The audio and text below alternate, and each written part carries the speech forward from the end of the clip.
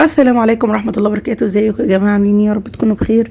النهاردة هنعمل مع بعض طاجن يا جماعة، ينفع في العزومات قوي، ينفع في المناسبات، لو عندك ضيوف، حد جالك فجأة ما بياخدش اكتر من 10 دقايق في التجهيز، وممكن ياخد معاكي زي نص ساعة في النار. هنعمله، مكوناته بسيطة ان شاء الله، وتقريبا متوفرة في كل بيت، واقتصادي وجميل جدا، وتقدري تعتمد عليه وجبة غدا كاملة متكاملة جنب سلطة وعيش كده. تقدري تقدميه مع مكرونة وايت صوص او مع رز. بيتقدم بشكل بسيط زي ما انت شايفه معايا كده، مع شويه بقى سلطه وزيتون واي نوع مخللات انت تحبيها. ممكن زي ما قلت لكم مع خبز.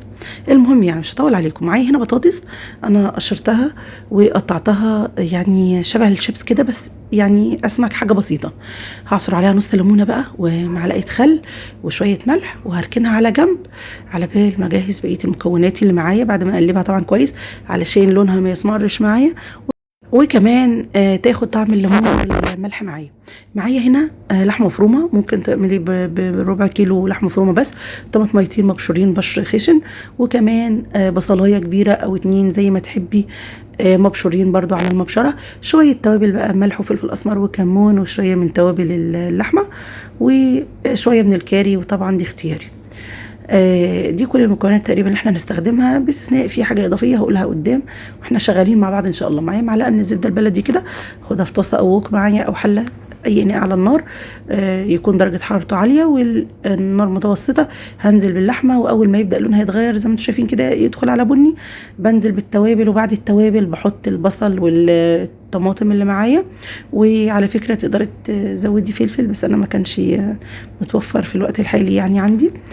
المهم شوحتها وركنتها بقى على النار، على نار هاديه كده، وبدات اخدت الطاجن معايا ودهنته دهنه بسيطه من الزيت، وبدات ارص البطاطس اللي عندي بالشكل ده كده، بشكل عشوائي. المهم ان هي تبقى طبقتين او 3 على بعض. بعد كده هحط طبقه من اللحمه المفرومه على البطاطس كلها، بغطيها باللحمه المفرومه. بعد كده اعمل طبقه تانية من البطاطس. في خطوه جايه يا جماعه، انا هنا استخدمت بشاميل. البشاميل بيبقى عباره عن معلقتين دقيق ومعلقه سمنه، بحمرهم مع بعض او بحمصهم مع بعض، وبعد كده بنزل عليهم بكوبايه لبن وكوبايه شوربه، وشكرا على كده. وطبعا شويه ملح وفلفل اسمر.